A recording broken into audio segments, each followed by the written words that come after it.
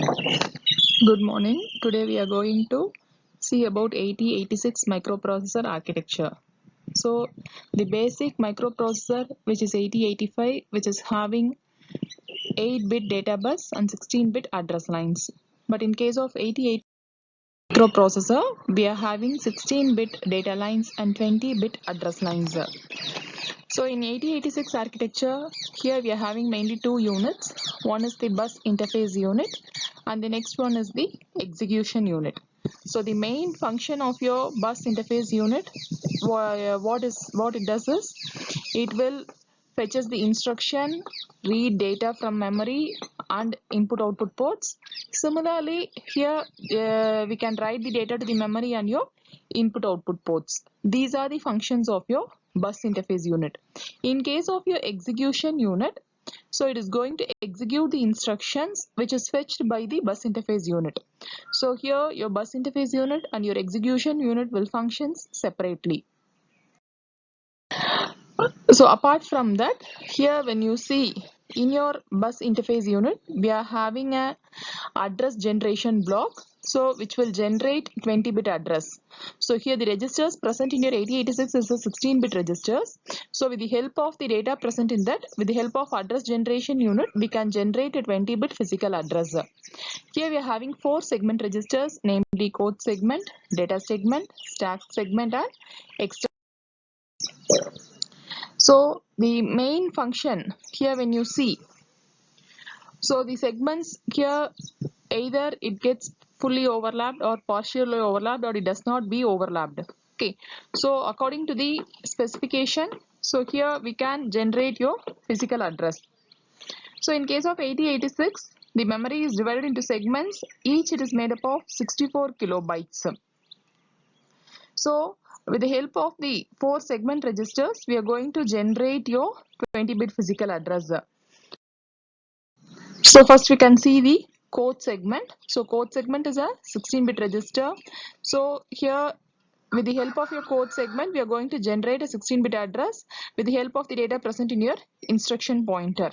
Okay, so it points the current code value with the help of this 20-bit physical address. That is the function of.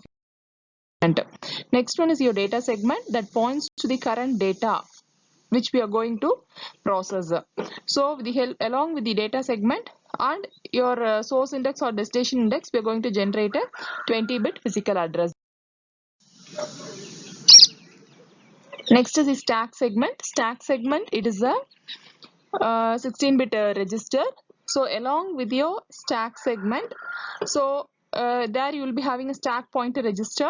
So here which is going to point the current location of the stack. So we can generate a 20-bit physical address that is used to point your current stack location. Next is the extra segment. So extra segment, it is used to access your data. So here the address, 20-bit physical address is generated with the help of your extra segment along with the destination index register. Instruction pointer. So it is a 16-bit register which is always pointing the next instruction that we are going to currently execute. So after generating a 20-bit physical address, there will be an instruction queue. So before execution, that will be stored in your instruction queue by the mechanism. Here one by one will be executed. This process which we call it as your pipelining concept. So the execution unit is going to decode and execute the instruction, and the decoder present in the execution unit will have a control system that is used to translate your instructions.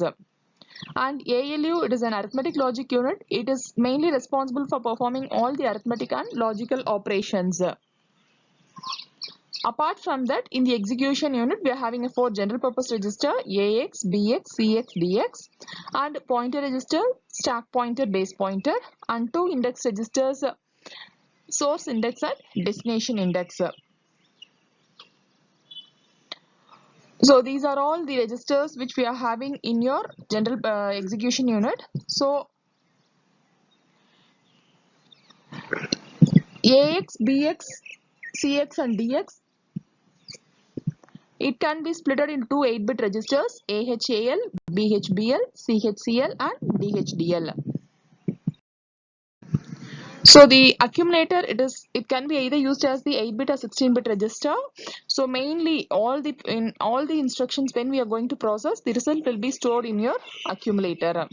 And especially in multiplication and division, the result gets stored in your base register. So here it is also a 16-bit. It can be split into 8-bit registers. It is a general purpose register used for performing all the operations. CX normally acts as a counter register,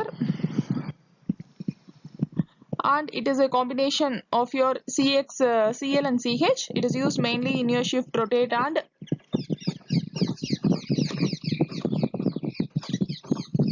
it is used for the shift, rotate, and instructions. Data register, so it is also can be split into 8-bit registers DH, DL.